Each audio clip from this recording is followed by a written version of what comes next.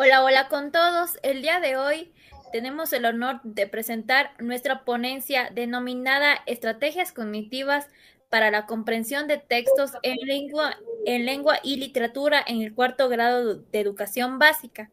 Los autores, mi compañera Alexandra Estefanía Santander Quito y mi persona Evelyn Monserrat Era Shindón. Como introducción, tenemos que esta investigación se desarrolló en dos escuelas de educación básica, EB1 y EB2. Le hemos denominado así para guardar anonimato. En estas dos escuelas encontramos diferentes iguales situaciones que nos dice dificultades para leer de manera fluida, confusión de sílabas y fonemas al dar lectura, no respetan los signos de puntuación y la docente realiza preguntas acerca de la comprensión de textos. Los estudiantes responden de forma incorrecta o se quedan callados. Todas estas situaciones afectan a la comprensión de textos. En sí, en el área de lengua y literatura, dentro de la comprensión de textos, es importante que los niños desde muy pequeña edad comiencen a comprender un texto, ya que vamos a necesitar en un ámbito laboral o si no, en la vida cotidiana. Así también nos dice que no solo el área de lengua y literatura es importante reconocer un texto, comprender un texto, sino también en diferentes áreas como matemática, estudios sociales y ciencias naturales. Bueno, para este proyecto también hemos planteado diferentes objetivos. En este caso, el objetivo general, determinar la efectividad de las estrategias cognitivas para la comprensión de textos en el área de lengua y literatura en estudiantes de cuarto año de educación básica mediante un estudio cuasi experimental. Como objetivos específicos, tenemos describir los niveles de comprensión de textos, diseñar un plan de intervención que se ajusten a las necesidades específicas de los grupos experimentales en las dos escuelas seleccionadas previamente, aplicar estrategias cognitivas de comprensión de textos en los grupos experimentales de cuarto grado de educación básica, evaluar los niveles de comprensión de textos alcanzados por los estudiantes de los grupos experimentales y control luego de la intervención. Como hipótesis, la comprensión de textos determinada por los siguientes códigos. En este caso, HI significa hipótesis alternativa, mientras que HO significa hipótesis nula.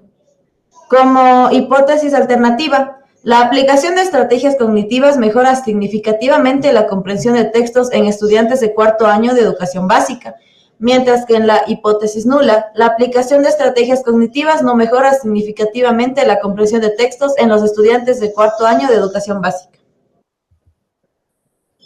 Dentro de la metodología se tiene que el paradigma que lo utilizamos es el postpositivista. Permite llevar a cabo la cuasi experimentación, que es un experimento social. Nos dice que también este paradigma está enfocado directamente a la educación. En el enfoque que tenemos es el cuantitativo, que nos dice que viene del análisis de datos mediante métodos matemáticos, en este caso como la estadística. El diseño de investigación.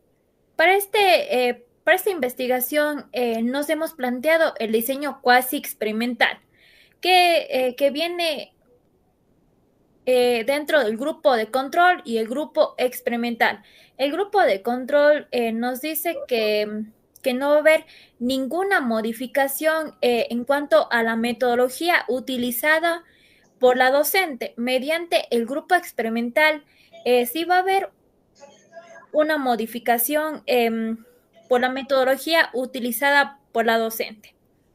Aquí se tiene que decir que nosotros para sacar el grupo de control y el grupo experimental lo hemos realizado al azar. Y como dije, lo cuasi experimental significa un experimento social. Ya. En lo que son técnicas e instrumentos, las técnicas utilizadas son la observación participante y la observación directa. En este caso, la observación participante. Los investigadores participan directamente aplicando las estrategias cognitivas al grupo experimental, mientras que en la observación directa los investigadores no participan, observan y analizan cómo la docente aplica las estrategias cognitivas al grupo control.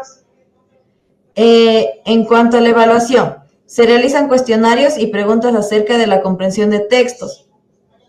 Para esto se utilizó los diferentes instrumentos, en este caso el diario de campo, que es aplicado para el diagnóstico, el post-test, que es una prueba inicial, y un pre-test, que es una prueba final hacia los estudiantes. Los resultados. Se tiene como resultados una tabla TED-Student realizada en Excel, cual nos dice que el valor referencial de la tabla TED-Student es de 0,05. Nos dice que si el valor es mayor a 0,05, rechaza la hipótesis alternativa, tanto como resultado una hipótesis nula.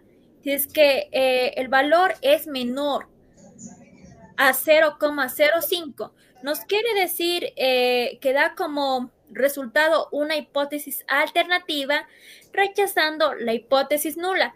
Vamos a ver qué pasa en escuela EB1 y en escuela EB2. Nos dice que en escuela EB1, como media, tenemos en el pretest dentro del grupo de control de un valor de 5,8. En el posttest, un valor de 4,6.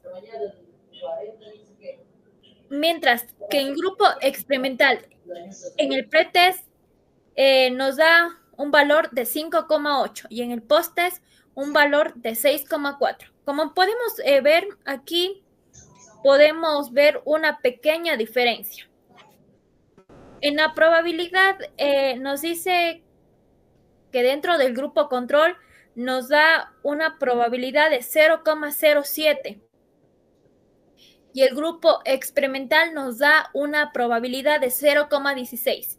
¿Cuál nos quiere decir que el número 0,16 es mayor al número 0,05? Entonces, da como resultado una hipótesis nula, es decir, que no hubo un cambio significativo en la comprensión de textos.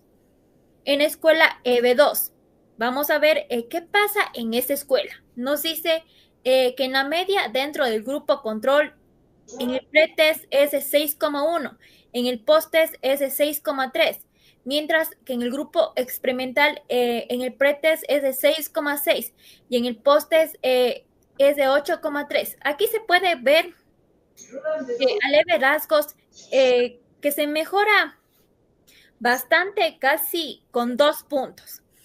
En la probabilidad nos dice que se obtiene en el grupo control una probabilidad de 0,39 y en el grupo experimental de 0,003. Es decir, que este valor es menor al valor de 0,05. Es decir, da como resultado una hipótesis alternativa, rechazando la hipótesis nula. Como dije en la anterior diapositiva, en la escuela EB1 dio como resultado la hipótesis nula, es decir, que no hubo un cambio significativo. En la escuela EB2 dio como resultado la hipótesis alternativa, es decir, que sí hubo un cambio significativo. El resultado de estas dos escuelas se debe a diversos factores, una como el tiempo, los programas de diversas instituciones, el ambiente de aprendizaje y el espacio físico que se rodea en los estudiantes. Como conclusiones. En este trabajo, al ser aplicado en dos escuelas, aporta de manera significativa al comprobar si el método cuasi experimental tuvo una validez. En el diagnóstico de las dos escuelas se constató que los estudiantes necesitan un refuerzo para lo que es el tema de comprensión de textos.